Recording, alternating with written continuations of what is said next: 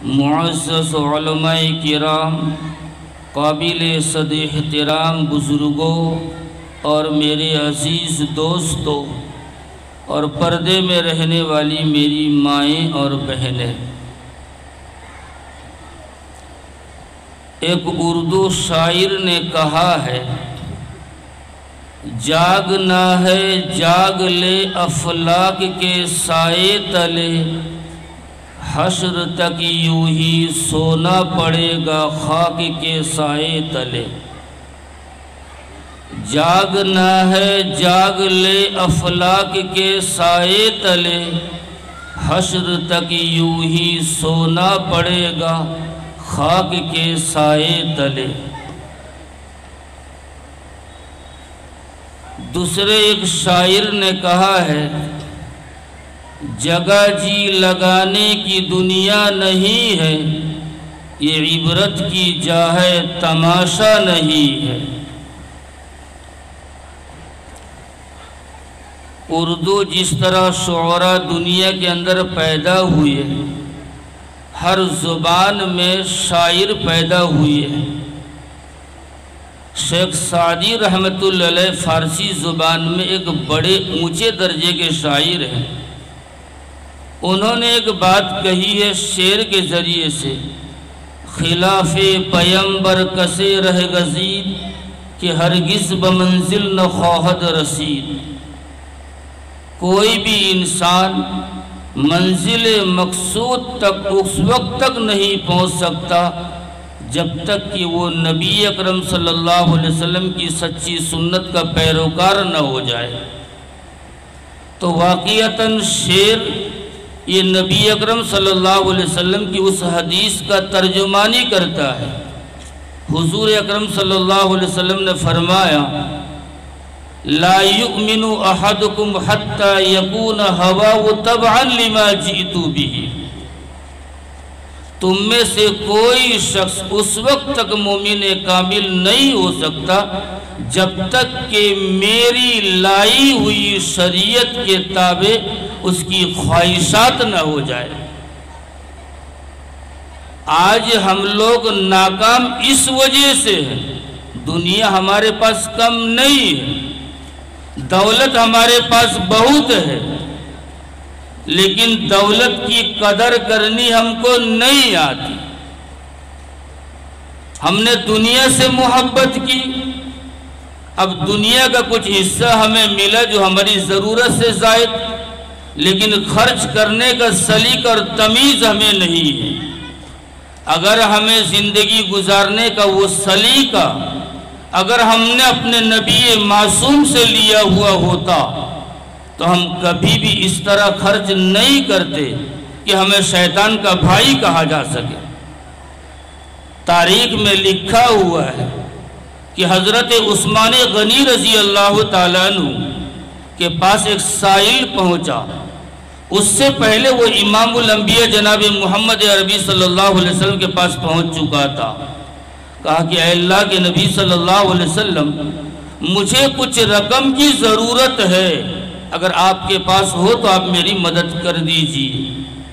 حضور اکرم صلی اللہ علیہ وسلم نے اپنے اخلاق کریمہ سے ان کو یہ جواب دیا کہ بھائی اس وقت تو میرے پاس کچھ نہیں ہے، ایک دم صبح سویرے۔ تو انہوں نے کہا کہ آپ عثمان غنی کے پاس پہنچ جائیے۔ تو وہ سائل جو حضور اکرم صلی اللہ علیہ وسلم کی چوکھٹ پر دستک دی تھی، حضور کے کہنے پر عثمان غنی رضی اللہ تعالیٰ عنہ کی چوکھٹ پر پہنچ گئے۔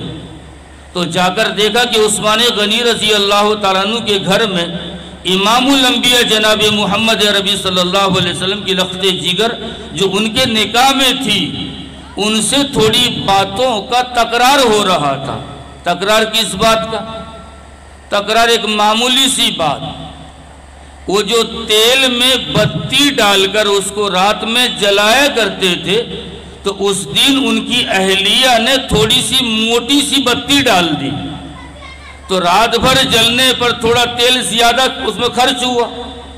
تو عثمان غنی رضی اللہ تعالیٰ عنہ بیوی سے پوچھ رہے تھے کہ تم نے اتنی بڑی غلطی کیسے کر دی؟ تم نے اگر اس میں بتی تھوڑی سی پتلی دی ہوئی ہوتی تو اس میں رات میں خرچ تھوڑا کم ہوتا۔ تو یہ سائل جو ان کے پاس فریاد لے کر حضور کے اشارے سے پہنچا ہوا تھا، تو وہ دل میں یہ ڈاؤٹ کر رہا تھا کہ اللہ کے نبی نے مجھے کس کے پاس بھیجا کہ جن کے پاس اتنی دولت ہونے کے باوجود لیکن تھوڑی سی چراغ میں تیل زیادہ جلنے کی وجہ سے بیوی سے حساب لے رہے ہیں، تو وہ آدمی کسی کو مفت کیسے دے سکتا ہے؟ اس کے بعد بیوی سے جب نمٹ لیا انہوں نے، عثمان غنی رضی اللہ تعالیٰ عنہ جن کو ذوالنورین کے لقب سے یاد کیا جاتا ہے، حضور اکرم صلی اللہ علیہ وسلم کی دو بیٹیاں ایک ایک بعد دیگر عثمان غنی رضی اللہ تعالیٰ عنہ کے نکاح میں رہی ہے، جن کو فرشتہ دیکھ کر شرمایا کرتے تھے۔ حضور اکرم صلی اللہ علیہ وسلم نے سب سے زیادہ شرم کرنے والے صحابہ میں عثمان غنی کو کہا، وہ ہے عثمان غنی رضی اللہ تعالیٰ عنہ۔ اس کے بعد عثمان غنی رضی اللہ تعالیٰ عنہ اس سائل سے خطاب ہوتے ہوئے کہا کہ بھائی کیسے آنا ہوا، کیا ضرورت ہے آپ کو؟ تو انہوں نے سارا واقعہ بیان کیا کہ مجھے کچھ ضرورت ہے اور میں حضور کے پاس پہنچا تھا اور حضور نے آپ کے پاس بھیجا ہے۔ تو مانگا اس نے صرف 40 درہم اور نکال کے دے دیا پورا 2 تھیلا ایک ساتھ میں۔ اس کے بعد سائل نے کہا کہ بھائی ایک سوال میرے ذہن میں اور ہے جو میں آپ سے پوچھ کر اپنے دل کو اطمینان بخشنا چاہتا ہوں، وہ سوال کا جواب دیجئے۔ میں نے تو آپ کو مانگا تھا اتنا اور آپ نے اتنا دیا، یہ بات اور آپ کا وہ عمل جو اپنی بیوی کے ساتھ جو آپ ظاہر کر رہے تھے کہ بتی تھوڑی سی موٹی لگنے کی وجہ سے تیل تھوڑا رات میں زیادہ کھینچ لیا ہے اور اس کی وجہ سے آپ بیوی سے تکرار کر رہے تھے، تو ان 2 باتوں میں اتنا بڑا فرق کیوں؟ قربان جائیے عثمان غنی رضی اللہ تعالیٰ عنہ کے جواب پر۔ غلام تو امام الانبیاء کے تھے نا، اللہ کے غلام تھے، نبی اکرم صلی اللہ علیہ وسلم کی سنت پر مر مٹنے والے تھے، قرآن و حدیث کے اوپر پوری طرح عمل کرنے والے صحابی رسول، تیسرے خلیفۃ المسلمین۔ عثمان غنی رضی اللہ عنہ کا جواب کتنا پیارا تھا، انہوں نے کہا کہ بھائی راہ خدا میں خرچ کرنے کے لیے ضرورت سے زائد اگر ہم کسی ضرورت مند کو دے دیں تو اس پر خداوند قدوس کے یہاں میری کوئی پکڑ نہیں ہوگی۔ اللہ نے کہا فاستبقوا الخیرات، نیک کاموں میں سبقت کیا کرو۔ اللہ نے کہا تعاونوا علی البر والتقوی ولا تعاونوا علی الاسم والعدوان، نیک کاموں پر تقوی کے کاموں پر مدد کیا کرو، لیکن گناہ کے کاموں کے اوپر سرکشی پر تم مدد نہ کیا کرو، تو اس پر خدا کے یہاں میری پکڑ نہیں ہوگی۔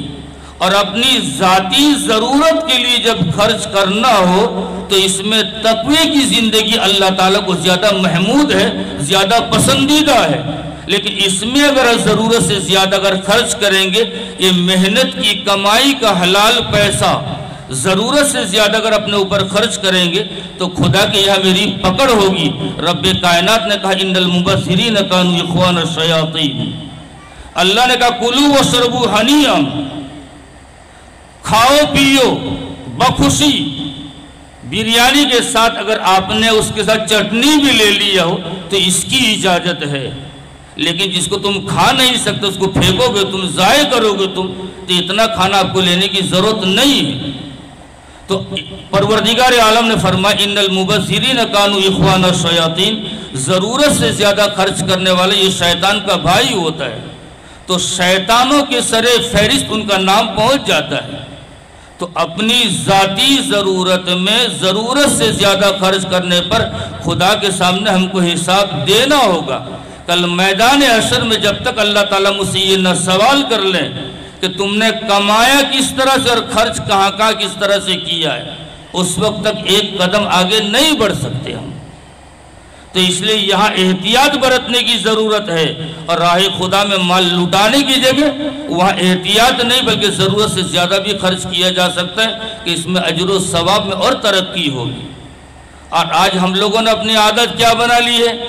زندگی میں تو مالوں کو سمیٹ سمیٹ کر گن کر بخیلوں کی طرح جمع کرتے ہیں، اس کے بعد قبرستان پہنچ جاتے ہیں، یا اگر قبرستان نہیں پہنچتے ملک الموت جب آ جاتا ہے تو اس وقت کیا کہتا ہے؟ پروردگار عالم سے کہتے ہیں یا ایھا الذین آمنوا لا تلہکم اموالکم ولا اولادکم عن ذکر اللہ ومن یفعل ذلک فاولئک هم الخاسرون وانفقوا مما رزقناکم من قبل ان یأتی احدکم الموت فیقول رب لولا اخرتنی الى اجل قریب ربی ہے کیا قرضنی الی اجل قریب فاصدق واکن من الصالحین۔ کنجوس بخیل قسم کے لوگ وہ پروردگار عالم سے کہتے کہ اے میرا رب، تو نے ملک الموت کو تو میرے پاس بھیج دیا ہے، لیکن ابھی میرے پاس تو بے تحاشا مال رکھا ہوا ہے، میں نے ابھی تک تیرے راستے میں خرچ کیا ہی نہیں ہے، لیکن مجھے موقع تو تھوڑا دے دے تاکہ میں تیرے راستے میں تیری دی ہوئی امانت کو میں تیرے راستے میں لٹا دوں۔ رب کائنات فرمائیں گے وَلَن يُؤَخِّرَ اللَّهُ نَفْسًا إِذَا جَاءَ أَجَلُهَا وَاللَّهُ خَبِيرٌ بِمَا تَعْمَلُونَ۔ ہرگز تم کو مہلت نہیں دی جائے گی جب وہ وقت مقرر تمہارے پاس آ پہنچے۔ اللہ عالم الغیب کو اس بارے میں اچھی طرح علم ہے کہ اگر تم کو دنیا میں جینے کے لیے مہلت دی جائے تو تم کتنا اللہ کے راستے میں خرچ کرو، اللہ کو اچھی طرح موت ہے۔ تمہاری خصلت تو یہ ہے الہاکم التکاثر حتی زرتم المقابر کلا سوف تعلمون ثم کلا سوف تعلمون، کہ تم مال کو دنیا میں گن کر سمیٹ کر رکھا کرتے تھے۔ کوئی قرض حسنہ کے لیے تمہارے پاس اگر ضرورت مند پہنچتا تھا تم دینے کے لیے تیار نہیں۔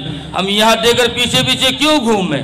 ہم بینک میں اکاؤنٹ کر دیں گے، ڈیپوزٹ کر دیں گے تو 1 مہینے کے بعد اگر وہاں پر کرنٹ اکاؤنٹ رہے، سیونگ اکاؤنٹ رہے تو 1.5% تو ملے گا، لیکن اگر ہم وہاں پر ڈیپوزٹ کر دیں گے تو وہاں 10% 11% ہم کو ملے گا۔ ادھار دینے میں کیا ملے گا؟ اللہ کے نبی صلی اللہ علیہ وسلم نے فرمایا کہ اگر کوئی شخص کسی کو قرض حسنہ دے، وَمَن يُقْرِضُ اللَّهَ قَرْضًا حَسَنًا، اللہ نے کہا کہ کون ہے اللہ کا بندہ جو اللہ کو قرض حسنہ دے؟ اللہ کا بندہ ضرورت مند تھا، اگر اس پر وہ مال کو لٹاتا تو وہ اللہ کو قرضہ دیتا۔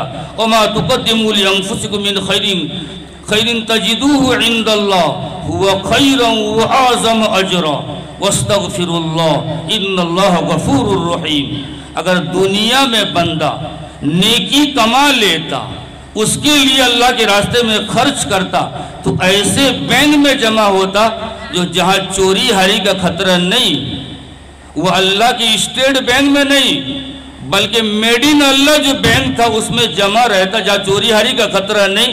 اور اللہ تعالیٰ اپنے بندوں کو 10 گنے سے 10 سے لے کر 700 ڈبل زیادہ اللہ تعالیٰ عطا فرماتا ہے۔ لیکن اخلاص مخلص بندہ جب راہ خدا میں خرچ کرتا ہے تو اللہ تعالیٰ وہ 700 کی عدد پر بھی نظر نہیں ڈالتا، بلکہ اللہ تعالیٰ اپنے خزانے غیب سے جتنا چاہتا ہے خدا اپنی مرضی سے اپنے اس بندے کی دلجوئی کے واسطے لٹاتا رہتا ہے۔ فضائل صدقات میں شیخ زکریا رحمۃ اللہ نے لکھا ہے، کیا لکھا ہے کہ یہاں 10 نیکی کی بات کہی آئی، کہیں 700 ڈبل نیکی کی بات۔ تو حضرت والا نے مختلف اقوال کو نقل کرنے کے بعد آخر میں جو فیصلہ سنا ہے وہ یہی ہے کہ عبادت بدنیہ کے اوپر کم سے کم نیکی تو 1 پر 10 ڈبل، لیکن عبادت مالی راہ خدا میں خرچ کرنے کے اوپر اللہ تعالیٰ 700 ڈبل نیکی دیتا ہے۔ چونکہ اگر کوئی جماعتی بھائی اگر ہمیں پکڑ کر اگر وضو کرا کہ اگر نماز پڑھا لے مسجد میں تو میرا نقصان کچھ نہیں ہوتا، بلکہ میرا بدن پاک، میرا کپڑا پاک، میرا دل صاف، یہ سب کچھ مسجد میں آنے کے بعد ہوا۔ لیکن جب مال خرچ کرنے کے لیے جاتے ہیں تو 10 روپے لے کر اگر پاکٹ میں نکلے 5 روپے کسی غریب ضرورت مند لاچار و مجبور کو اگر ہم دے دیں تو اس کے بعد شیطان کا سیٹلائٹ کا سمجھ لو وہ اثر دماغ پہ پڑتا ہے کہ 10 روپے تیرے پاکٹ میں تھا، تیری ضرورت بھی تھی اور 5 روپے تم نے دے دی تو 10 میں سے 5 کما. تو یہ جو شیطان اس کے دل و دماغ پر جو اثر ڈال رہا تھا، شیطان کی پرواہ نہیں کی. وَمَا مِن دَابَّةٍ فِي الْأَرْضِ إِلَّا عَلَى اللَّهِ رِزْقُهَا. راہ خدا میں تم خرچ کرتے رہو، تیری روزی کا مالک وہ اللہ حکم الحاکمین ہے جو ساری کائنات کو نہیں، ساری کائنات کو جو روزی پہنچاتا ہے وہ ہے رزاق، وہ ہے روزی دینے والا. تو اللہ کے راستے میں خرچ کر، ضرورت کے مقام پر تم خرچ کرتے رہو. اللہ نے آسمان میں 2 فرشتے اس لیے مقرر کیا ہے جو راہ خدا میں خرچ کرتا ہے، جو اپنی ضرورت میں خرچ کرتا ہے تو وہ فرشتے دعا کرتے کہ اے اللہ تو اس کو اور دے. ہم تو کبھی خدا کے سامنے دعا کرتے نہیں، بس انتھک محنت کر کے کمائے جاتے ہیں اور دین کو پس سے پس چھوڑ دیتے ہیں. اللہ کے رسول صلی اللہ علیہ وسلم فرمایا من احب دنیا اضر بآخرتہ، جس نے اپنی دنیا سے محبت کی، دنیا کے پیچھے پڑ گیا اور دین کو وہ بھول گیا تو اس نے اپنے آخرت کو نقصان پہنچایا. اور اللہ کے نبی نے یہ بھی فرمایا من احب آخرتہ اضر بدنیاہ، جس نے اپنی آخرت سے محبت کی اس نے اپنے دنیا کو نقصان پہنچایا. ایسا نہیں کہ جماعت میں نام لکھا دیے، پیسہ بھی نہیں، کچھ بھی نہیں، اللہ کے اوپر بھروسہ کرتے بھی نہ. دارالعلوم دیوبند میں میرے استاد محترم مفتی یوسف صاحب تاولوی یہ کہا کرتے تھے کہ بھائی توکل اس کو کہتے ہیں کہ مضبوط رسی میں بھینس کو باندھ کر اس کے گوال میں بند کر کے کھوٹے میں باندھ کر باہر سے دروازہ بند کر لو، اس کے بعد کہو کہ میری مقدر میں اگر یہ بھینس ہے تو رہے گی، میری تقدیر میں اگر نہیں ہے تو یہ توڑ کے نکل بھی جا سکتی ہے. اس کا نام ہے توکل. دنیا دارالاسباب ہے، اسباب ذرائع کا انتظام ہو، پھر آئندہ چل کر جو کام انجام پانے والا ہے اس کے بارے میں اللہ کے اوپر بھروسہ کریں. وَمَن يَتَوَكَّلْ عَلَى اللَّهِ فَهُوَ حَسْبُهُ، جس نے اللہ کے اوپر بھروسہ کیا اللہ اس کے لیے کافی ہے. لیکن یہ نہیں کہ بس دین میں اتنا مگن ہو جائے کہ دنیا کی پرواہ نہ رہے. ان لنفسک علیک حقا، یقیناً تیری ذات کا تیرے اوپر حق ہے. ان لزوجک علیک حقا، یقیناً تیری بیوی کا تیرے اوپر حق ہے. یقیناً تیرے ماں باپ، بوڑھے ماں باپ کا تیرے اوپر حق ہے. تیری اولاد کا تیرے اوپر حق ہے. قرآن پاک کے سنہرے حروف میں پروردگار عالم نے لکھ دی ہے اور اللہ نے خود کہا لا تنس نصیبک من الدنیا، جو حصہ اللہ نے تیرے لیے دنیا میں مقرر کیا اس کو بھولو مت. تو وابتغوا من فضل اللہ، اللہ نے فرمایا کہ اللہ کے فضل کو تم تلاشا کرو. تو دنیا میں اس طرح مشغول نہ ہو جاؤ کہ اپنا دین تباہ اور برباد ہو جائے. رب کائنات نے صاف ڈنکے کے چوٹ یہ اعلان کیا ہے فَأَمَّا مَن طَغَىٰ وَآثَرَ الْحَيَاةَ الدُّنْيَا فَإِنَّ الْجَحِيمَ هِيَ الْمَأْوَىٰ. فَأَمَّا مَن طَغَىٰ، جس نے حدود شریعہ سے تجاوز کی، جس نے قانون خداوندی کی پرواہ نہیں کی، جس نے جارا شملن کری ہو لو. فَأَمَّا مَن طَغَىٰ وَآثَرَ الْحَيَاةَ الدُّنْيَا، اور اس نے دنیاوی زندگی کو ترجیح دی، دنیاوی زندگی کو زیادہ حیثیت دی. رب کائنات نے فرمایا فَإِنَّ الْجَحِيمَ هِيَ الْمَأْوَىٰ، تو یقیناً اس کا ٹھکانہ جہنم ہے. وَأَمَّا مَنْ خَافَ مَقَامَ رَبِّهِ وَنَهَى النَّفْسَ عَنِ الْهَوَىٰ فَإِنَّ الْجَنَّةَ هِيَ الْمَأْوَىٰ، یہ رب کائنات کا فیصلہ ہے. وَأَمَّا مَنْ خَافَ مَقَامَ رَبِّهِ، وہ شخص جو اپنے پروردگار عالم کے سامنے حساب و کتاب دینے سے ڈرا، اس کے سامنے کھڑے ہونے سے ڈرا کہ میرا رب، اس کا دستور تو ایسے یزی سو سے نہیں ہو رہی، جیسا تم بیج بوگے ویسے ہی پھل کاٹو گے. فَأَمَّا مَن ثَقُلَتْ مَوَازِينُهُ فَهُوَ فِي عِيشَةٍ رَاضِيَةٍ، دستور خداوندی تو یہ ہے کہ کہ آخرت میں تم اس حالت میں پہنچو کہ تیری نیکیوں کا پلہ بھاری ہو، تب تم آرام کی زندگی جیو گے۔ وَأَمَّا مَنْ خَفَّتْ مَوَازِينُهُ فَأُمُّهُ هَاوِيَةٌ، جس کی نیکیوں کا پلہ ہلکا ہو جائے تو اس کا ٹھکانہ ہاویہ۔ وَمَا أَدْرَاكَ مَا هِيَ، کیا معلوم آپ کو کہ وہ ہاویہ کیا ہے؟ نار حامیہ، دہکتی ہوئی آگ، وہ ہے ٹھکانہ اس کا۔ یہ ہے دستور خداوندی، اللہ اپنے دستور کے مطابق۔ وَنَزَعُ مَوَازِينَ الْقِسْطِ، جس روز ہم اعمال کے ترازو کو قائم کریں گے، اور اس ترازو کو قائم کر کے جب پروردگار عالم اعمال کو تولنے لگیں گے تو دستور خداوندی تو یہی ہے کہ نیکیوں کا پلہ اگر بھاری ہوگا تب جا کر وہ خوش عیش زندگی گزاریں گے، نیکیوں کا پلہ ہلکا ہوگا تو وہ جہنم میں جائیں گے سیدھا۔ یہ تو دستور خداوندی۔ لیکن رحمت خداوندی بہانہ می جویت، اللہ کی رحمت بہانہ ڈھونڈتی ہے۔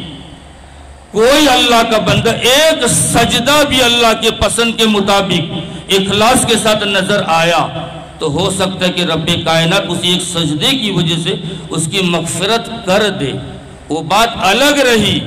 تو اس لیے ہم بھروسہ کر کے بیٹھے رہیں گے کہ پورے سال میں ایک مرتبہ شب برات کی رات میں اور شب قدر کی رات میں مسجد میں جا کے بھیڑ لگا دیں، چائے پیتے رہیں گے، ساری رات جاگنے کے بعد میرے لیے جنت کی سرٹیفکیٹ مل جائے گی۔ ایسا ہرگز نہیں۔ جو اللہ کا قانون ہے، جو اللہ کا دستور ہے، جو اللہ کا حکم ہے کہ کرنا ہے کرنا ہے، نہ کرنا ہے نہ کرنا ہے۔ وَمَا آتَاكُمُ الرَّسُولُ فَخُذُوهُ وَمَا نَهَاكُمْ عَنْهُ فَانْتَهُوا، بس کرنے والا کام کو کرتے رہے، نہ کرنے والے کام سے گریز کرتے رہے، تب اللہ اپنے بندے کے بارے میں یہ رائے قائم کرے گا کہ میرا بندہ ماننے والا ہے۔ اب اس کے عمل میں کوئی کمی اور کوتاہی نظر آئے گی تو پھر معاف کرنا یہ اللہ ہی کا کام ہے۔ جب اللہ تعالیٰ پھر پکڑ پہ آ جائیں گے، اپنی جلال پر آ جائیں گے تو نبی بھی گھبرا جائیں گے، پتہ نہیں میرا کیا ہوگا۔ ہم تم کس کھیت کے مولی؟ جب اللہ کی جلال کے سامنے جب نبیوں کو سفارش کا حق نہیں ملے گا، نبیوں کو سفارش کی ہمت نہیں ہوگی، تو ہم پیر صاحب کی ڈگری لے کر کہہ دیں گے میری رسی کو پکڑ لو، ہم سب کو جنت کی سرٹیفکیٹ دے دیں گے۔ بامیہ ان اولیاء الا المتقون، کہ اللہ کے ولی تو وہ ہے جو اللہ کی مرضی کے مطابق، نبی کی سنت کے مطابق زندگی گزار کر جائے، وہ ہے اللہ کے ولی۔ لیکن خلاف شرع کام کرتے ہوئے دنیا سے جوان لڑکیوں کو دسترخوان پر بٹھا کر لقمہ اٹھا کے گال میں عورتوں کو دیتا ہے اور کہتے میں لڈن سا پیر، ہڈن سا پیر، بھوجا کیا پیر، اور پتہ نہیں کیا کیا پیر بن جاتے ہیں وہ۔ ارے اللہ کے بندے، پیر کے جو پیر یہ فارسی لفظ ہے، اس کے معنی بڑے، عربی لفظ ہے ولی، اور ولی کے معنی اللہ کا قریبی بندہ، اور اللہ کا قریبی بندہ وہ ہے۔ امام الانبیاء جناب محمد عربی صلی اللہ علیہ وسلم نے ان کی چند ساری پہچانیں بتائی ہیں کہ جن کو دیکھ کر خدا یاد آ جائے، جن کی زندگی کا ہر عمل جو بھی وہ کام کرے وہ حضور اکرم صلی اللہ علیہ وسلم کی بالکل سنت کے نقشے پر کرے، وہ ہے اللہ کے ولی۔ لیکن ہگنی پتنی جس کو دیکھ لی ہم نے لمبے کرتے پر، لمبی ٹوپی کے اوپر، لمبے چھوٹا پیجامہ لمبا کرتے کو بس سوچ لے کہ بہت بڑے بزرگ ہوں گے، اللہ کے ولی ہوں، اسی کے دامن کو پکڑ لینا۔ صدیق اکبر کے جواب کو فالو کرو۔ صدیق اکبر کہتے ہیں کہ میری رائے، میرا فیصلہ اگر حضور کی سیرت اور سنت کے مطابق ہو تو اے لوگوں تم اس کو قبول کر لو، لیکن میرا فیصلہ، میری رائے میرے محبوب صلی اللہ علیہ وسلم کے نقش قدم پر اگر نہیں ہے تو تم اس کو ردی کی ٹوکری میں پھینک دو۔ آج علماء حق اہل سنت والجماعت کی رائے بھی یہی ہے کہ دینی مسائل کو تم پیش کرو حضور اکرم قرآن پاک پر، سنت نبوی پر، اجماع صحابہ کے اوپر پیش کرو، اگر اس نقشے کے مطابق اگر نکلتا ہے تو عمل کر لو، اس نقشے پر اگر نہ نکلتا ہو تو چاہے وہ کتنی بڑی داڑھی والا ہو، ٹوپی والا ہو، جبہ والا ہو، ہرگز اس کی بات کو نہ لیں۔ نبی کی سنت کے خلاف زندگی گزارنے والا خود شیطان ہے، اس کی اتباع کرنے والے وہ بھی شیطان ہے۔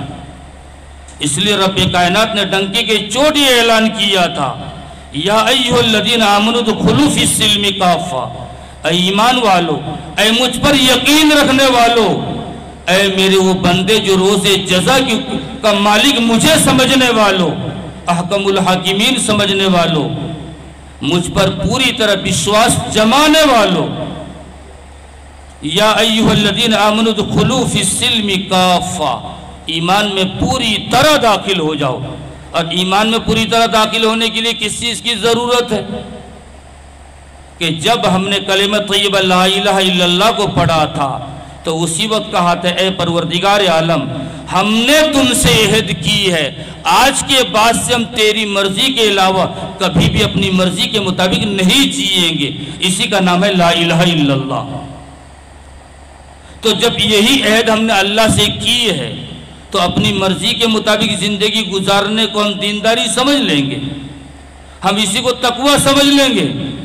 آج میرے بڑے بڑے بھلے بھلے بھائی دیندار قسم کے لوگ بھی سمجھے جاتے ہیں، ادھر بچے کا ختنہ اور ادھر عقیقہ، دونوں مسئلے کو ایک ساتھ میں ملا دیا۔ رات میں ختنہ ہوگا، دن میں عقیقہ۔ کیا رے بھائی کیا ہوگا؟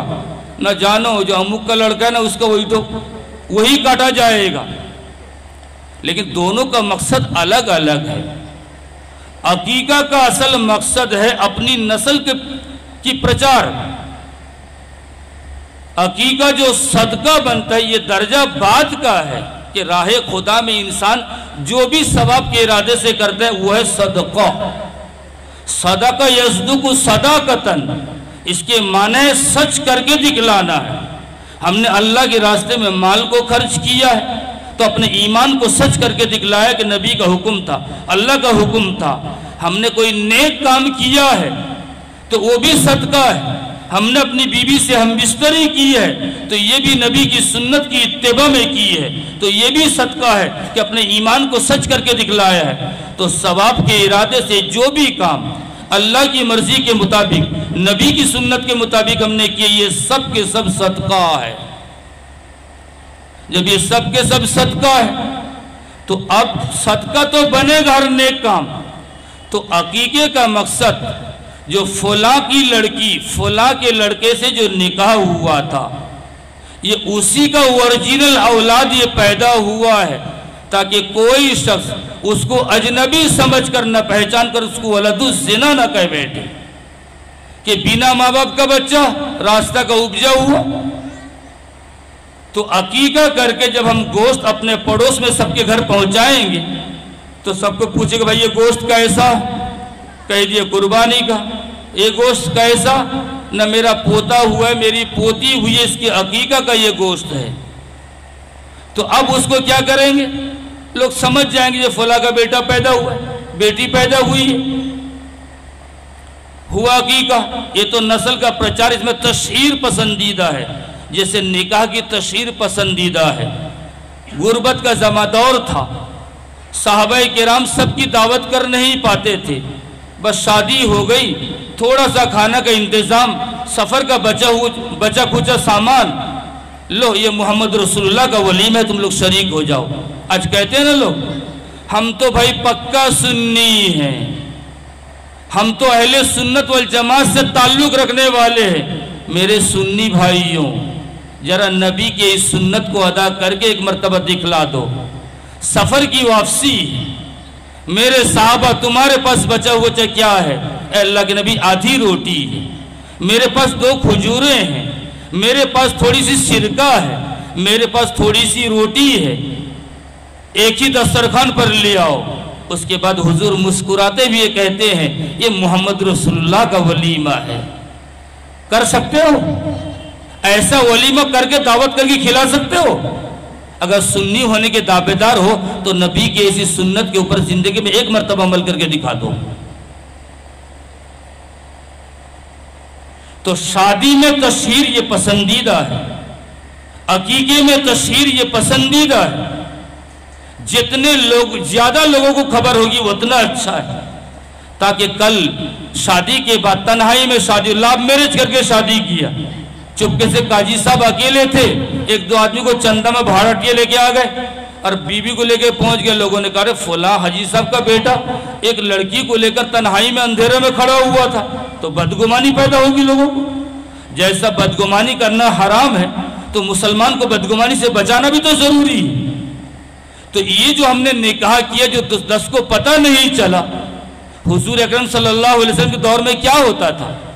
جمعے کے دن مسجد میں بھیڑ بھڑکا زیادہ، یا نہیں تو صحابیہ عورت جا کر کہتی ہے اللہ کے نبی حضور صلی اللہ علیہ وسلم کی مجلس ہے، اے اللہ کے نبی صلی اللہ علیہ وسلم مجھے شادی کی ضرورت ہے، مجھے شادی کی خواہش ہے۔ اللہ کے نبی صلی اللہ علیہ وسلم سب سے پہلے خود اپنے بارے میں کہتے تھے مجھے تو ابھی شادی کی اور ہمت نہیں رہی۔ اس کے بعد مجمع میں اعلان کرتے تھے ہے تم میں سے کوئی نوجوان نکاح کرنے کے لیے تیار؟ تو اس وقت اگر کوئی صحابی رسول اگر کھڑے ہو جاتے تو حضور وہی خطبہ دے کر اتنے سارے لوگوں کے بیچ میں نکاح پڑھا دیا کرتے تھے۔ اتنا آسان تھا نکاح۔ آج ہم نے نکاح کو مہنگا کر دیا، رجسٹری میرج کر کے بیٹی کا 2 سال پھینک دیے، جب سارا دہیج کا سامان تیار ہو جائے تب بیٹی کی رخصتی، نتھیے چلی جائے ناک نہ جائے، اور ادھر رجسٹری میرج کو نکاح سمجھ لیا۔ خدائی قانون کے مطابق رجسٹری میرج سے نکاح نہیں ہوتا، لیکن نکاح ہوگا جو خدائی قانون ہے۔ النکاح ینعقد بالایجاب والقبول، نکاح ایجاب و قبول سے ہوتا ہے دو مسلمان عاقل و بالغ مردوں کی موجودگی میں۔ جب لڑکا یا لڑکی کوئی پیغام دے دے کہ میں نے تم سے نکاح کیا، اور دوسرا فریق کہہ دے میں نے قبول کیا، 2 گواہوں کی موجودگی میں، تو نکاح ہو جائے گا۔ بائی ناچ کا کھیلا چل رہا تھا، ایک مسلمان کی لڑکی ناچتے ہوئے گود میں آ کر بیٹھ گئی، اس کے بعد کہا کہ بھائی تم مجھ سے شادی کر لو۔ لڑکا نے کہا کہ میں نے خوشی سے تجھ سے شادی کر لی، بس نکاح ہو گیا، حالانکہ ارادہ دونوں کا نہیں تھا۔ ثلاثن جدہن جدن وحزلہن جدن، 3 چیزیں ایسی جس کی حقیقت بھی حقیقت اور مذاق بھی حقیقت، اس میں ایک نکاح بھی ایک طلاق بھی ہے۔ مذاق سے بھی نکاح ہو جائے گا اور مذاق سے بھی طلاق ہو جائے گا۔ تو اب نکاح کے اندر تشہیر یہ سنت ہے۔ تو نبی کے زمانے میں کیا ہوتا تھا؟ جب نکاح 2 4 10 20 کے سامنے ہو گیا تو پھر ڈھول کا ایک طرف خالی ایک طرف چمڑی لگی ہوئی ہوتی تھی، اس کو دب، اور اس کو پورے شہر میں ڈھڈورے کی شکل میں پیٹا جاتا تھا کہ فلاں کا لڑکا فلاں کی لڑکی سے نکاح ہوا ہے۔ تو آج ہم لوگ باپ ماں کا سہارا نکاح میں لینے کی ضرورت محسوس نہیں کرتے۔ لڑکا کہتا ہے کہ میں اسکول کالج لائف میں وہیں سیٹ کر لیا ہے، بس آپ لوگ جا کے سمجھ لو ہمیں جوڑ دیجیے، باقی پسند میں نے خود کر لی ہے۔ یا کبھی کبھی وہ دونوں فرار بھی ہو جاتے۔ تو میرے پیارو، یہ رجسٹری میرج کر کے رکھنا بھی غلط ہے۔ لڑکا لڑکی سابالغ ہو تو فوراً رخصت کر دو۔ یہ حقیقتاً خدائی قانون کے مطابق نکاح ہوا نہیں۔ آج رجسٹری میرج ہونے کے بعد کل لڑکا جو خون میں چور ہو جائے گا۔ تو یہ ہے منہ کا زنا، وہ جو کان میں سنتی ہے، یہ جو کان میں سنتا ہے یہ ہے کان کا زنا۔ کبھی اس سے ملاقات کرنے کے لیے راستے گھاٹ میں نکلتے تو یہ ہے پیروں کا زنا۔ کبھی خدا نہ خواستہ اگر دونوں کی خواہشات حد سے آگے بڑھی تو پھر جسمانی زنا کے اندر مبتلا ہو جائے گا۔ لیکن ہم اپنے مسلم معاشرے کے اندر یہ بہت غلطی کرتے ہیں۔ لڑکا لڑکی لائق ہو چکا ہے، رجسٹری آج نہیں تو 2 مہینہ بعد ہوگا، کوئی بات نہیں، لیکن اس کا نکاح جب پڑا نہ ہو، جب رخصتی کا ارادہ ہو تب نکاح کر دو۔ آج ہم نے نکاح کو مشکل کیا تو ہمارے معاشرے کے اندر زنا عام ہوا ہے۔ سعودی حکومت کی طرح اگر مسلمان اگر نکاح کو آسان کر دے کہ 90 سال کا بوڑھا 16 سال کی جوان عورت کو شادی کرنا چاہے تو باپ ماں اس میں کوئی رکاوٹ نہیں ڈالتا، لڑکی اگر چاہے تو نکاح ہو جائے گا۔ تو نکاح کو اگر آسان بناؤ گے تو زنا کم ہوگا، لیکن نکاح کو مشکل بناؤ گے تو زنا سخت ہوگا۔ آج ہم لوگ کیا کرتے ہیں؟ آج اسی شادی دینے کی مشکلات اور بوجھ اس کو سمجھ کر ہم اپنی لڑکیوں کو زندہ درگور کرنا شروع کیا ہے۔ ایک تو بچی پیدا ہونے کے بعد، ابھی کچھ دن پہلے وہ پاکستان کا واقعہ آیا تھا نا کہ بیٹی پیدا ہوئی تو ایک معصوم سی بچی ماں کے گود میں گولی باپ نے مار دی، 5-6 فائرنگ ایک ساتھ میں کر دی۔ وَإِذَا الْمَوْءُودَةُ سُئِلَتْ بِأَيِّ ذَنبٍ قُتِلَتْ، زندہ درگور کی جانے والی لڑکیوں سے پوچھا جائے گا کس گناہ کے سبب تیرے ماں باپ نے تجھے قتل کیا تھا۔ اور ہم آج کیا کرتے ہیں؟ ہم نسل ہی کو ختم کر دیتے ہیں۔ اور رب کائنات نے ڈنکے کے چوٹ یہ اعلان کیا تھا، لا تقتلوا اولادکم خشیۃ املاق نحن نرزقهم وإیاکم، روزی کی تنگی کے خطرے سے اپنی اولاد کو قتل نہ کیا کرو، روزی ہم تمہیں بھی دیں گے ہم انہیں بھی دیں گے۔ تو میرے پروردگار عالم کا اتنا بڑا وعدہ، لیکن ہم مسلمانوں کو اللہ کے وعدے کے اوپر بھروسہ نہیں۔ کمپنی نے کہا کہ تم میرے یہاں پر مزدوری کرو، تم کو سیلری ہم اتنی دیں گے، اور میرا رب نے یہ کہا تھا کہ میرا بندہ تو میرا حکم کو تو اس طرح نبھا کے دکھا کہ تیرے عمل سے میں خوش ہو جاؤں، تو لامحدود زندگی میں تجھے کبھی محنت کر کے کھانے کی نوبت نہیں آئے گی۔ تو میرے پیارو، آج میری زندگی کا اتنا بڑا حصہ گزر چکا ہے، لیکن ابھی تک نہ ہم اپنے مسلمان بھائیوں کو دین سمجھا سکا، نہ ہمارے مسلمان بھائیوں نے دین سمجھنے کی کوشش کی۔ صحابہ کرام کا دور ایسا گزرا تھا جس کو کہا جاتا ہے خیر القرون قرنی ثم الذین یلونہم ثم الذین یلونہم قد افلح من تزکا، کامیاب تو وہی شخص ہوا کہ جس نے اپنے آپ کو پاک کیا عقیدے کی گندگیوں سے اور اخلاق کی خرابی سے اپنے آپ کو پاک کیا، اعمال کی خرابی سے اپنے آپ کو محفوظ کیا۔ قد افلح من تزکا قد افلح من زکاہا، پروردگار عالم نے یہ کہا، لیکن ہم نے اپنے آپ کو صاف اور ستھرا نیٹ اینڈ کلین بنانے کی کوشش نہیں کی۔ ہم نے ہمیشہ اپنی بیوی اپنے بچوں کی فکر کرتے رہے۔ بوڑھا ماں باپ کی خبر گیری لینے میں بھی کوتاہی ہو جاتی ہے، بس بیوی اپنی کی بچہ اپنا۔ انما اموالکم واولادکم فتنہ، رب کائنات نے فرمایا کہ تیرا مال تیری اولاد ایک آزمائش کا ذریعہ ہے۔ یا ایہا الذین آمنوا ان من ازواجکم واولادکم عدوا لکم، اے ایمان والو مجھ پر یقین رکھنے والو، یقیناً تمہاری بیویاں اور تمہاری اولاد تمہارے دشمن ہیں۔ بیوی کی خواہشات کو پوری کرنے جا کر اگر اللہ کی مرضی کو چھوڑ کر اگر ہم نے خواہشات کی اتباع کر لی، بیوی نے کہا مکان تو بڑا شاندار بنا، ایک ٹی وی لگا دو شاندار تاکہ تمہاری غیر موجودگی میں ہم دیکھتے رہے بڑے بڑے اچھے ہیرو کو، تو آئندہ کل جب تم آؤ گے نا تو تمہاری محبت کم جائے گی، ہم غیروں سے مل بیٹھیں گے، چونکہ تم تو اتنے خوبصورت نہیں ہو، تم تو کھیت گاڑی کا چینگ مچھلی، ماں باپ نے فیصلہ تمہاری دولت کو دیکھ کر لیا تھا، لیکن میں نے اچھے ہیرو کو دیکھا ہے، وہ بڑے خوبصورت سلمان خان ہے، اموک ہے تموک ہے۔ یہ ہے ٹی وی دیکھنے کا فیصلہ۔ یہ سوچتا ہے کہ میں باہر رہ کے کما لوں گا، بیوی گھر میں رہے گی، بڑا بڑا موبائل، یہ ٹی وی کا ریکارڈ بھی فیل کر دے گا موبائل۔ اب دیکھنے لگی اچھی خاصی موبائل، اب غیر مرد اس کو پسند میں آیا اور اپنا شوہر اس کو اچھا نہیں لگا، نگاہوں کی حفاظت کر کے اگر اپنے شوہر کی طرف نگاہ ڈالتے تو ہر نگاہ کے اوپر ایک گناہ مٹتا ہے، ایک نیکی اس کے نامہ عمل میں لکھی جاتی۔ شوہر کی مسکراہٹ اور خوشی اور رضامندی کا اظہار سمجھ میں آتا، بیوی کا انتقال اس حالت میں ہو کہ اس کا شوہر اس کے اوپر خوش رہے، اللہ کے نبی نے فرمایا کہ وہ بیوی جنتی ہے۔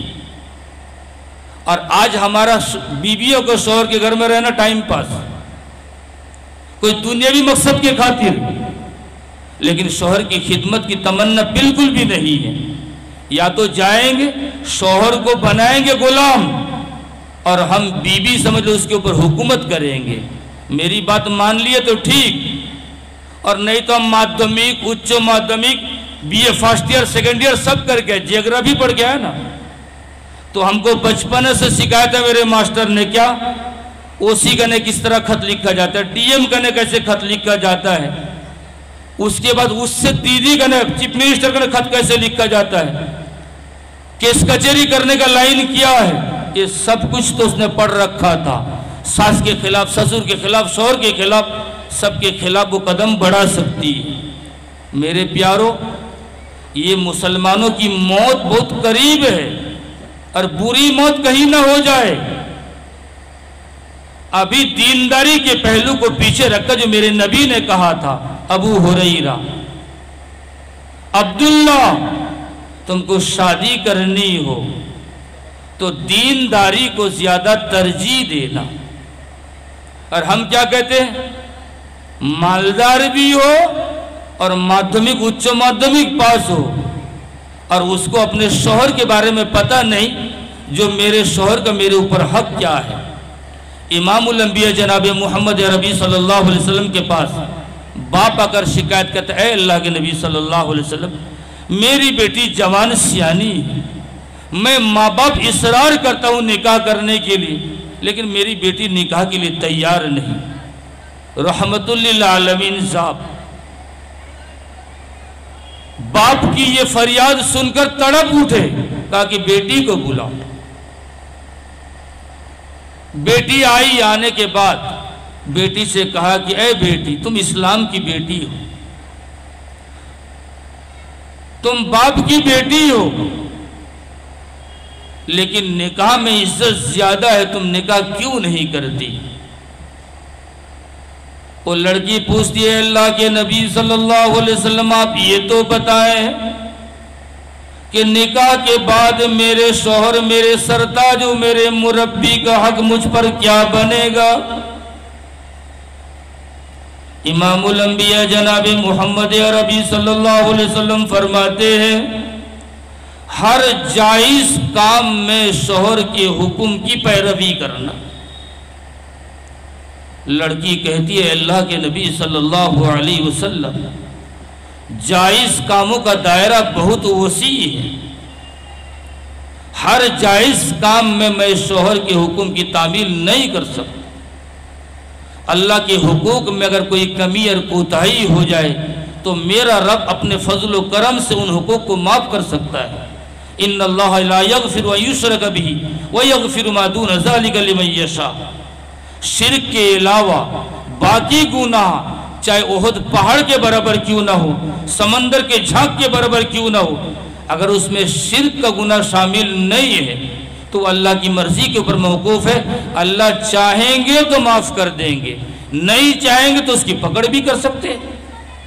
تو بی بی کتنی سمجھ، وہ لڑکی کتنی سمجھدار، اے اللہ کے نبی صلی اللہ علیہ وسلم، جائز کاموں کا، جائز حکم کی تعمیل، شوہر اگر کہے کہ بی بی اس پہاڑ کو تراش کر وہاں پہنچاؤ اور اس کو تراش کر یہاں پہنچاؤ، تو بی بی کی جہاں تک طاقت چل سکے بس چل سکے، روزانہ اگر ایک پتھر بھی ڈھو کر لانے کی اگر اس میں صلاحیت ہے تو شوہر کے اس حکم کی تعمیل کرنا اس بی بی کے اوپر ضروری ہے۔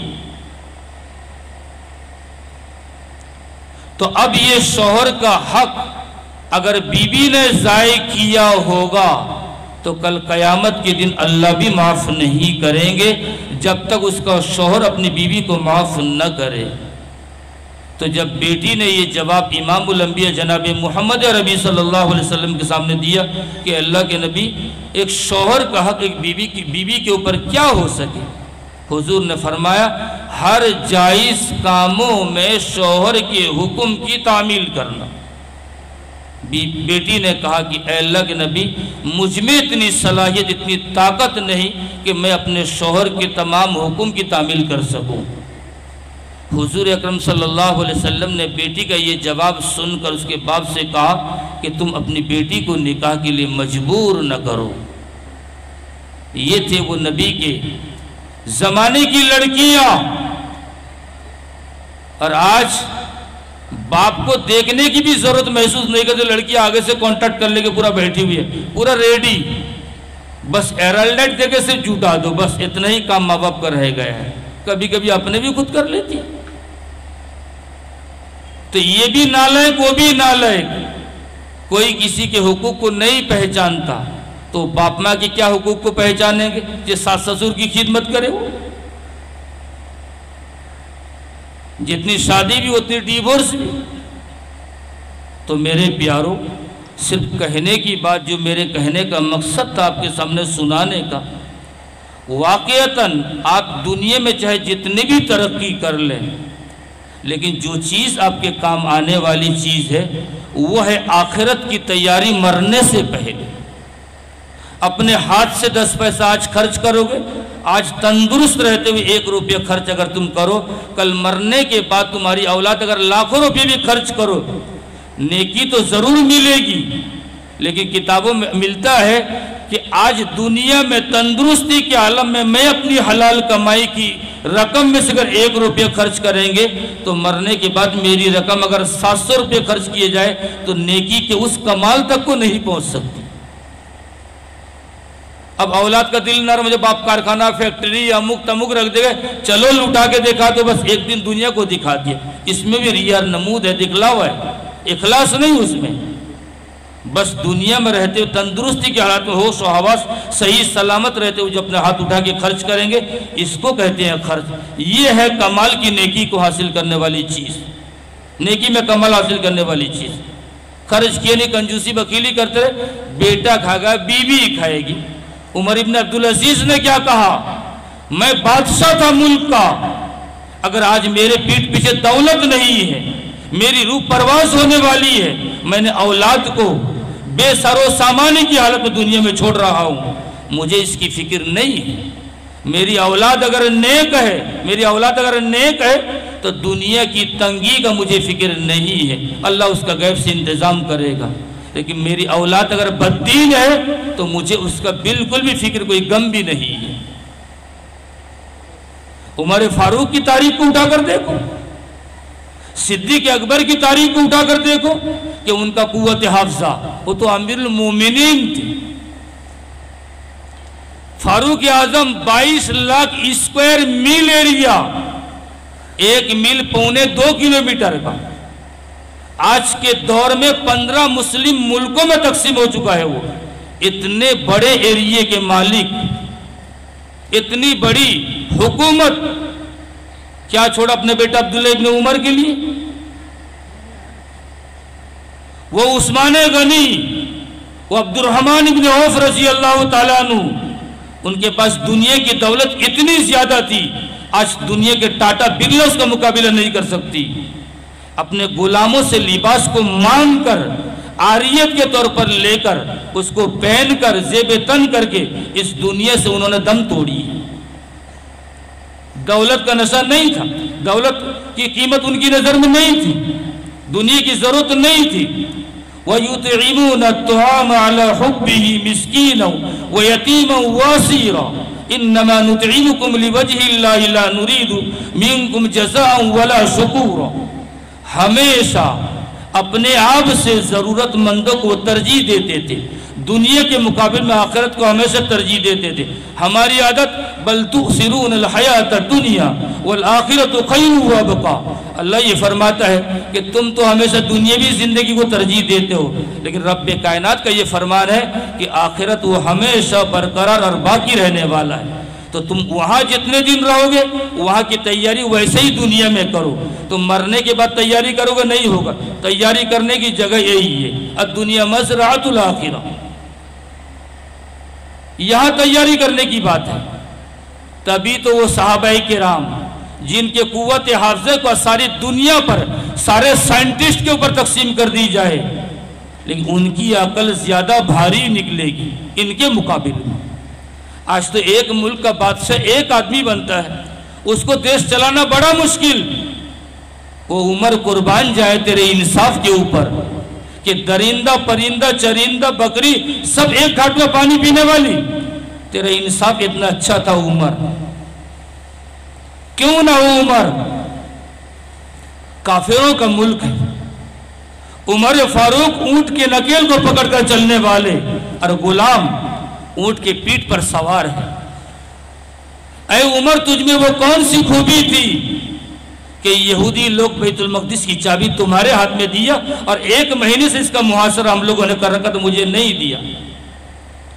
یہودی لوگ پڑھے لکھے تھے، جانتے تھے کہ ہم نے تورات اور انجیل میں پڑھ رکھا ہے کہ بیت المقدس کو فتح کرنے والا رسول اکرم صلی اللہ علیہ وسلم کا وہ غلام ہوگا جو مسجد اقصی کے ایریے میں داخل اس وقت ہوگا، وہ جس وقت اس کا غلام شہسوار بنے گا اور اس کا امیر اس کے نکیل کو پکڑ کر چلنے والا ہوگا۔ آج کل کا کوئی نیتا ایسا کام کر سکتا ہے کہ اپنی کرسی کو چھوڑ دے اپنے رعایا کے لیے؟ وہ ہے عمر، سیکھا کہاں سے تھا؟ 2-3 واقعہ صحابی رسول کا جو حضور صلی اللہ علیہ وسلم کی غلامیت، واقعتاً اگر مرنا ہے، جو میں نے سب سے پہلے شعر پڑھا تھا، جاگنا ہے جاگ لے افلاک کے سائے تلے، حشر تک یوں ہی سونا پڑے گا خاک کے سائے تلے۔ دوسرے شاعر نے کہا تھا، آگاہ اپنی موت سے کوئی بشر نہیں، سامان 100 برس کا ہے پل کی خبر نہیں۔ ہم لوگ ہوشیار چوکنا نہیں ہوتے، دنیا سمیٹنے میں لگے ہوئی ہیں، معلوم نہیں۔ امام الانبیاء سے پوچھتے ہیں اللہ کے نبی، آپ کو اپنی زندگی پر اعتماد کتنا؟ حضور فرماتے ہیں، جس قدم کو میں زندگی کی حالت میں اٹھاتا ہوں وہ قدم میری زمین میں زندگی کی حالت میں پڑے، اتنا یقین مجھے اپنی زندگی پر نہیں۔ تو جب امام الانبیاء جناب محمد عربی صلی اللہ علیہ وسلم اس مسلمان کو یہ تعلیم دے کر گئے ہوں تو اس مسلمان کی اتنی دنیا کی خواہش کیوں؟ شاعر نے اسی کا نقشہ کھینچا ہے، آگاہ شتر کو، آگاہ اپنی موت سے کوئی بشر نہیں، کوئی انسان نہیں، سامان 100 برس کا ہے پل کی خبر نہیں۔ بس بلڈنگ کا کنسٹرکشن اس طرح تیار ہوا کہ 200-300 سال تک ٹکے، 99 سال کا لیج، پتہ نہیں عمر میری کتنی ساتھ دے نہ دے مجھے نہیں پتا۔ تو میرے پیاروں، مرنے سے پہلے موت کی تیاری، قبر کے اندھیرے گڑھے کو ہرگز نہ بھولنا۔ اللہ کے نبی نے فرمایا، القبر روضۃ من ریاض الجنہ او حفرۃ من حفر النیران۔ قبر یا تو جنت کے باغوں میں سے ایک باغ ہے یا جہنم کے گڑھوں میں سے ایک گڑھا ہے، تو اس کو نہ بھول جائیں۔ سانپ، بچھو، کیڑے مکوڑے اس کی وہ جگہ ہے، وہ قبر۔ تو جانا مجھے اکیلا ہے، کوئی مجھ سے کتنی بھی دنیا میں محبت کر لے، بس اسی دم تک کلا اذا بلغت التراقی وقیل من راق وظن انہ الفراق والتفت الساق بالساق الى ربک یومئذ المساق۔ کوئی مرنے کے وقت میں کہے گا ڈاکٹر بلا، اموک بلا، تموک بلا، جب اس کو یقین ہو جائے گا بس جانے کا ٹائم ہو گیا ہے تو آہستہ آہستہ سارے کے سارے اولاد، بیوی، بچے سب چسلنے شروع کر دیں گے۔ تو میرے پیاروں، میں کہنا یہ چاہتا تھا کہ صحابہ کرام کی طرح اتنا ہوشیار، چوکنا، چالاک، قوت حافظہ، اخلاص، اس صحابی رسول کی تاریخ کو اٹھا کر دیکھو، اسلامی تاریخ کو اٹھا کر دیکھتے، فاتح ایران، ملک ایران کو جنہوں نے فتح کیا تھا، حذیفہ بن الیمان رضی اللہ تعالیٰ عنہ، جن کو فاتح ایران کہا جاتا ہے۔ ملک ایران کو فتح کرنے کے بعد ایران کا بادشاہ جو کسرا ہے، انہوں نے دعوت کی حذیفہ بن الیمان رضی اللہ تعالیٰ عنہ کی دعوت، جو حضور صلی اللہ علیہ وسلم کے رازدہ صحابی تھے۔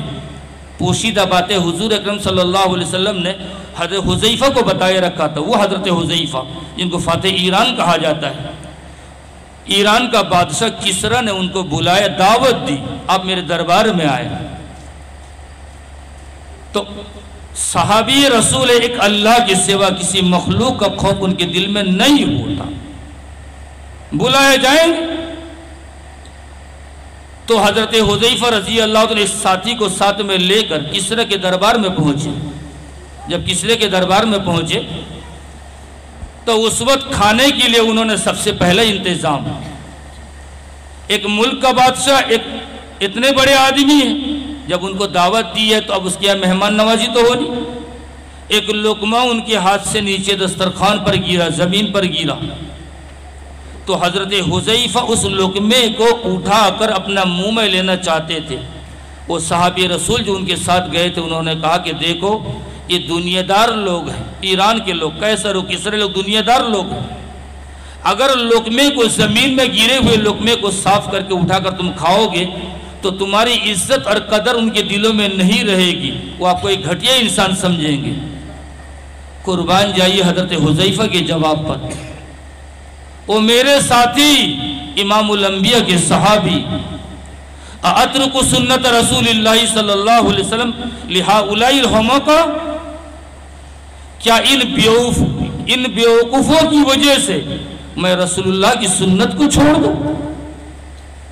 چاہے یہ میری عزت کرے یا میری توہین کرے، یہ چاہے دل میں مجھے عزت دے یا نہ دے، دل سے مجھے برا سمجھے چاہے مجھے بھلا سمجھے، مجھے اس کی قدر، مجھے اس کی پرواہ نہیں، میں تو اپنے محبوب کی سنت کو چھوڑ نہیں سکتا۔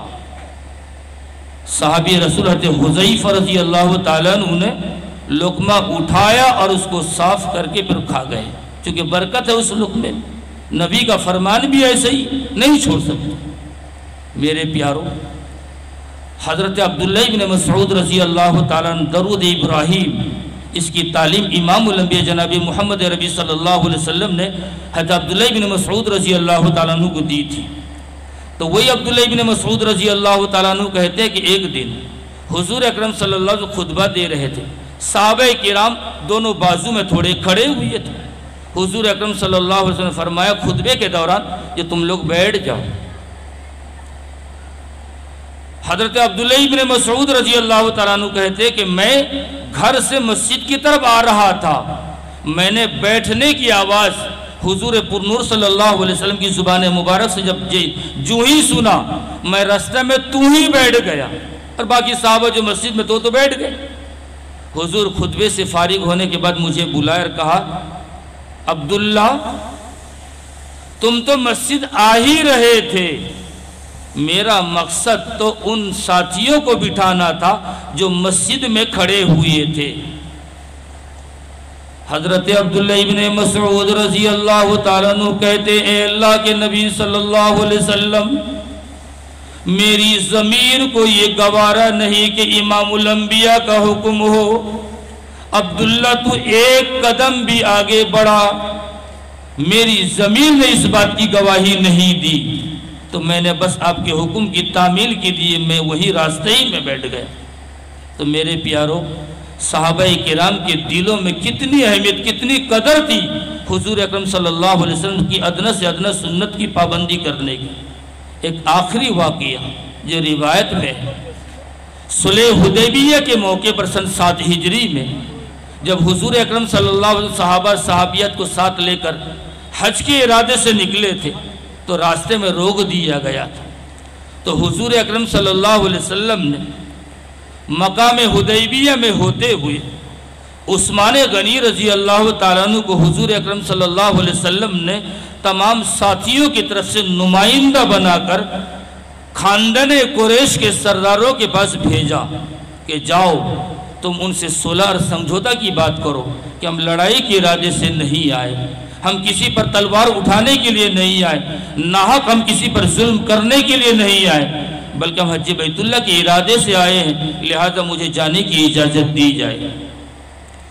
عثمان غنی رضی اللہ تعالیٰ عنہ، ان کا ایک مقام، ایک مرتبہ خاندان قریش کے درمیان میں تھا، دنیا دار لوگوں میں دولت جن کے پاس تھی، عثمان غنی ایک دیندار ہوتے ہوئے ان کے پاس دولت ان سے کم نہیں تھی، بڑے درجے کے تاجر تھے۔ عثمان غنی بڑے تاجروں میں، بڑے سمجھدار لوگوں میں ان کا شمار تھا۔ حضور اکرم صلی اللہ علیہ وسلم نے عثمان غنی کو تمام صحابہ کے مشورے سے نمائندہ بنا کر بھیجا خاندان قریش کے پاس۔ راستے میں ان کے ایک چچا زاد بھائی سے ان کی ملاقات ہوئی۔ جب ملاقات ہوئی تو دیکھا کہ عثمان غنی رضی اللہ تعالیٰ عنہ، آج میرا بچہ جب انگریزی زیادہ پڑھ لیتا نا ماتھا بھاری ہو جاتا ہے، تو اس کا یہ پینٹ شرٹ اس کا ٹخنوں سے نیچے، یہ ہمارے دنیا دار لوگ جو لنگی پہنتے وہ بھی ٹخنوں سے نیچے، یہ تو پہلے زمانے میں متکبروں کا طریقہ تھا۔ اور امام الانبیاء جناب محمد عربی صلی اللہ علیہ وسلم فرماتے ہیں، مشکات میں ایک عنوان قائم کیا، کتاب اللباس کے عنوان سے عنوان قائم کیا ہے۔ اس میں جو شروعی باب میں جو حدیثیں ہیں ٹخنوں سے نیچے کپڑا پہننے والوں کے بارے میں، کہ ٹخنوں سے نیچے جو شخص کپڑا پہنتا ہے کل قیامت کے دن اللہ تعالیٰ اپنی نظر کرم ایسے لوگوں پر نہیں پھیرے ڈالیں گے۔ جب وہ اللہ کی مدد کا محتاج بنے گا، ایسے موقع پر اللہ تعالیٰ اپنی رحمت کا ہاتھ ان سے کھینچ لیں گے۔ تو کہتے ہیں کہ عثمان غنی رضی اللہ تعالیٰ عنہ جو لباس جو تہبند پہنے ہوئے تھے وہ گھٹنا اور ٹخنوں کے بیچ تھا۔ تو عثمان غنی رضی اللہ تعالیٰ عنہ کے چچا زاد بھائی نے یہ کہا، کیا کہا تھا؟ اے عثمان، تم جن کے پاس پہنچتے ہو وہ لوگ تو پسند کرتے اس بات کو، ان میں سے سب سے زیادہ عزت دار انسان وہ سمجھا جاتا ہے جو اپنے کپڑے کو جتنی زمین پر گھسیٹ کر لے کر چل سکتا ہے، یہاں تک کہ بہت سو کی آنچل کو پکڑ کر کئی آدمی پکڑ کے اٹھا کے لے جانے والے ہوتے ہیں۔ تو تم اتنے اوپر کپڑا پہنے ہو، شاید تم تمام مسلمانوں کی طرف سے یہ ترجمان بن کر آئے ہو، تمہاری قدر نہیں ہوگی۔ عثمان غنی رضی اللہ عنہ نے کہا کہ دیکھو، چاہے خاندان قریش کے لوگ میرے مشورے کو مانے یا نہ مانے، میری عزت کرے یا نہ کرے، مجھے اس کی پرواہ بالکل بھی نہیں ہے، لیکن میں تو کبھی ان کی دلجوئی کے خاطر میں اپنے محبوب صلی اللہ علیہ وسلم کی سنت کو ترک نہیں کر سکتا، میں اپنے محبوب کی سنت کو چھوڑ نہیں سکتا۔ میں نے رسول اللہ کو جس طرح کپڑا پہنتے ہوئے دیکھا ہے، بس کپڑا تو ہم اسی طرح پہنیں گے۔ تو میرے پیارو، یہی تو وہ بات تھی، یہی تو وہ اتباع سنت تھی۔ رب کائنات نے کہا میں یطیع الرسول فقط اطاع اللہ، جس نے رسول کی اتباع کی اس نے اللہ کی پیروی کی۔ ان کنتم تحبون اللہ فاتبعونی یحببکم اللہ، اللہ کے نبی کی پیروی کرو گے تب تو اللہ تم سے محبت کریں گے، تب تو اللہ کی رضامندی تمہیں نصیب ہوگی، اللہ کی ہر نعمت تمہیں نصیب ہوگی۔ لیکن نبی کی پیروی چھوڑ کر ہم غیروں کے طریقے میں کامیابی کو تلاشنے کے لیے جائیں گے تو کبھی کامیابی ہماری قدم چومنے کے لیے تیار نہیں ہوگی، بلکہ ہمیشہ ہم کو ذلت اور پریشانی اور مشقتوں کا سامنا کرنا پڑے گا، چونکہ ہم نے خدا کے حوالے اپنے معاملے کو نہیں کیا تھا، ہم نے غیروں کے حوالے اپنے معاملوں کو کیا تو اللہ نے ہمیشہ ہم کو اپنے غیروں کا محتاج بنائے رکھا۔ تو وہی اتباع رسول کی برکت تھی کہ صحابہ کرام دریائے ایران کے اوپر گھوڑے کو دوڑایا، گھوڑا نے کہا کیا تم اللہ کے حکم کو بلند کرنے کے لیے آئے ہو یا واپس جانے کے لیے؟ چل۔ سعد بن ابی وقاص رضی اللہ تعالیٰ عنہ کہتے ہیں تو سمندر میں گھوڑے کو دوڑا کر اس صحابی رسول نے دکھایا، بس وہ اتباع سنت کی برکت تھی۔ فاروق اعظم کا خط وہ دریائے نیل پر پہنچا کہ فاروق اعظم کی طرف سے ہے دریائے نیل کے نام، کہ آج تک اگر تو دریائے نیل اللہ کے حکم سے چلتی تھی تو چل، اور اگر کسی زندہ لڑکی کو دفن، زندہ لڑکی کی بھیٹ کے بعد اگر تو چلتی ہے تو قیامت کی صبح تک تیرا بند رہنا یہ زیادہ مناسب ہے ایک بے قصور لڑکی کو زندہ دفن کرنے کے مقابلے میں۔ تو فاروق اعظم کے قلم میں وہ کون سی طاقت تھی کہ دریائے نیل بالکل ایک دم بہہ پڑا؟ تو قلم میں کیا کس کی اتنی تیزی تھی؟ افریقہ کے جنگل پر صحابی رسول جا کر کھڑے ہو کر یا معاشر الحشرات نحن اصحاب رسول اللہ صلی اللہ علیہ وسلم، اے افریقہ کے جنگلوں کے کیڑے مکوڑے سانپ بچھوے درندے پرندے